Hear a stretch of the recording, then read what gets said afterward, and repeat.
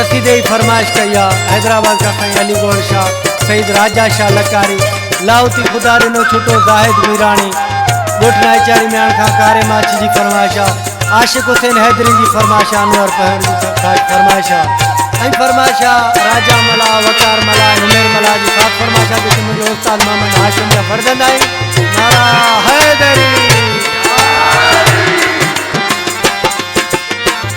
मुकदर ते थो नाज कराए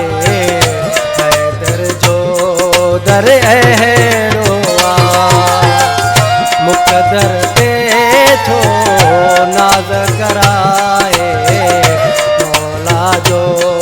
दर अहरोआ चाहे त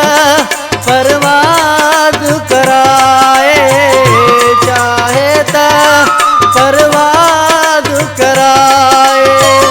मौला जो दर अहरोआ मुकदर ते थो नाज कराए हैदर जो दर अहरोआ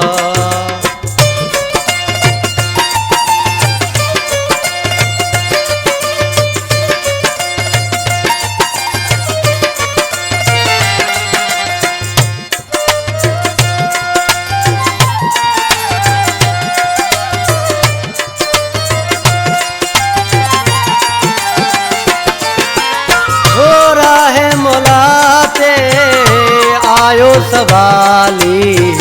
मानिय जो सवाल खणी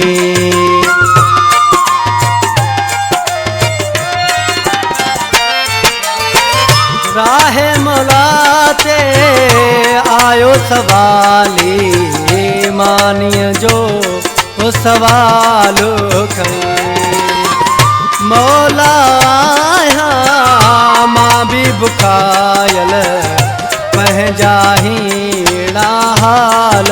खणी तंहिंखे छॾई सुल्तान बणाए तंहिंखे छॾई सुल्तान बणाए हैदर जो दर अहड़ो मुकदर ते थो नाज कराए मौला जो दर अहड़ो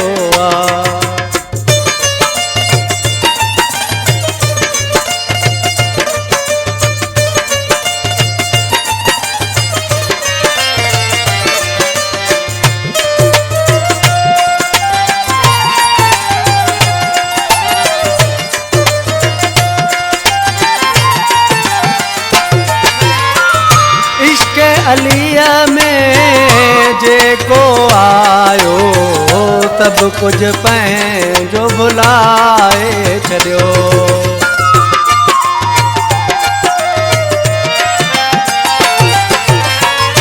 इश्क अलिया में जेको आयो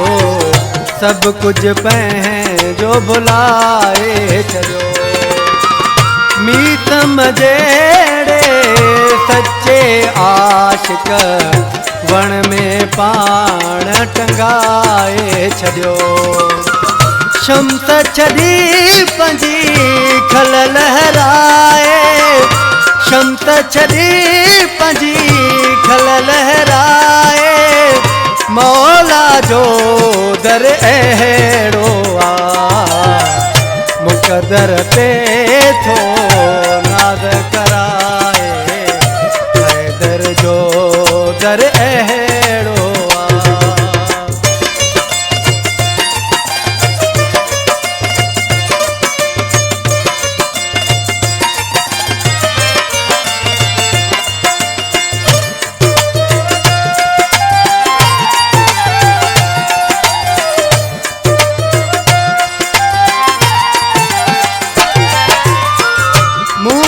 अली गुल थोरा अलिया जा जेके गाए गाया पियो